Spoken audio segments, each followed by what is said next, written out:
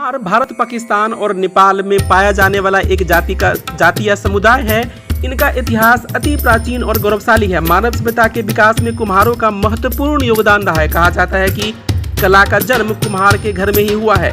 इन्हें उच्च कोटि का शिल्पकार वर्ग माना गया है। सभ्यता के आरंभ में दैनिक उपयोग के सभी वस्तुओं का निर्माण कुम्हारों द्वारा ही किया जाता रहा है। पारंपरिक रूप से यह मिट्टी के बर्तन, खिलौना, सजावट के सामान और मूर्ति बनाने की कला से जुड़े रहे हैं।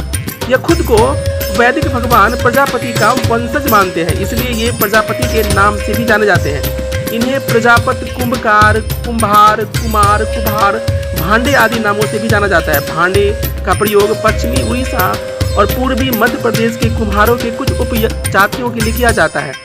कश्मीर घाटी में इन्हें कराल के नाम से जाना जाता है। अमृतसर में पाए जाने वाले कुछ कुम्हारों को कुलाल या कलाल कहा जाता है। कहा जाता है कि यह रावलपिंडी पाकिस्तान से आकर यहाँ बस गए। कुलाल शब्द का उल्लेख यजुर्वेद में मिलता है और इस शब्द का प्रयोग कुम्हार वर्ग के लिए किया गया है। आइए जानते हैं कुम्हार जाति का इतिहास। कुम्हार शब्द की उत्पत्ति कैसे हुई।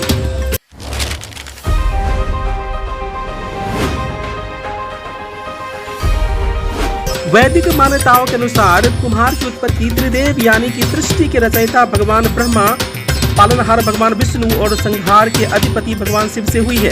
सृष्टि के आरंभ में त्रिदेव को यज्ञ करने की इच्छा हुई। यज्ञ के लिए उन्हें मंगल कलश की आवश्यकता थी। तब प्रजापति ब्रह्मा ने एक मूर्तिकार कुम्हार को उत्पन्न किया और उसे मिट्टी का घड़ा यानी कलश बनाने का आदेश दिया। कुम्हार ने ब्रह्मा जी से कलश निर्माण के लिए सामग्री और उपकरण उपलब्ध कराने की प्रार्थना की। जब भगवान विष्णु ने अपना सुदर्शन चक्र चाक के रूप में उपयोग करने के लिए दिया, शिव जी ने धुरी के रूप में प्रयोग करने के लिए अपना पिंडी दिया, ब्रह्मा जी ने धागा, पानी के लिए कमंडल और चक्रेतिया दिया।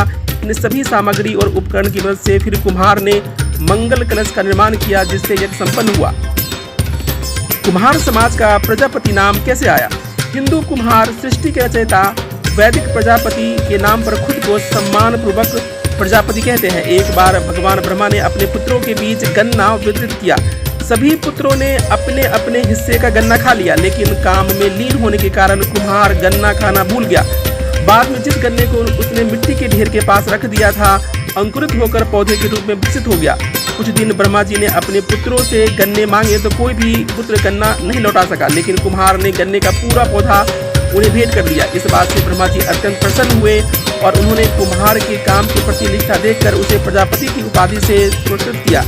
इस प्रकार कुम्हार समाज प्रजापति के नाम से जाने लगे। कुम्हारों की उत्पत्ति की यह दंत कथा पंजाब, राजस्थान और गुजरात में ज्यादा प्रचलित है। मालवा क्षेत्र में भी कुम्हारों की उत्पत्ति के बारे में ऐसी ही कथा प्रचलित है, लेकिन यहाँ यह मान्यता है कि ब्रह्मा जी ने गन्ने की जगह पान के पत्तों को वितरित किया था। कुछ लोगों का मत है जिस तरह से ब्रह्मा जी ने पंच तत्व आकाश, वायु, अग्नि, जल और पृथ्वी से सृष्टि का निर्माण किया, उसी प्रकार से कुम्हार भी इन तत्वों से बर्तन बनाता है। कुम्हारों की रचनात्मक कला को सम्मान देने के लिए उन्हें प्रजापति कहा गया है। एक अन्य कथा के अनुसार दक्ष प्रजापति भगवान शिव के ससुर और ब्रह्मा जी के पुत्र थे। ब्रह्मा जी ने एक प्रतिष्ठित पद पर स्थापित किया था, जिससे उसके अंदर अहंकार उत्पन्न हो गया।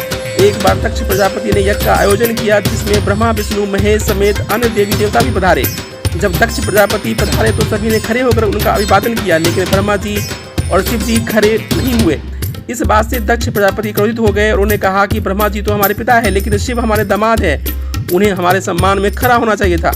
उन्होंने शिव जी को अपमानित किया। इससे नंदी क्रोधित हो गए और दक्ष प्रजापति को कहा, आप इस तरह से महादेव का अपमान नहीं कर सकते। नंदी ने दक्ष प्रजापति को शाप दिया कि आपके वंशज का ब्राह्मण से पतन हो जाएगा और उनका स्तर धीरे धीरे गिरने लगेगा। इस प्रकार से राजा दक्ष के वंशज से अलग हो समाज का निर्माण होने लगा, जिसे हम आज कुम्हारिया प्रजापति के नाम से जानते हैं। एक किंवदंती के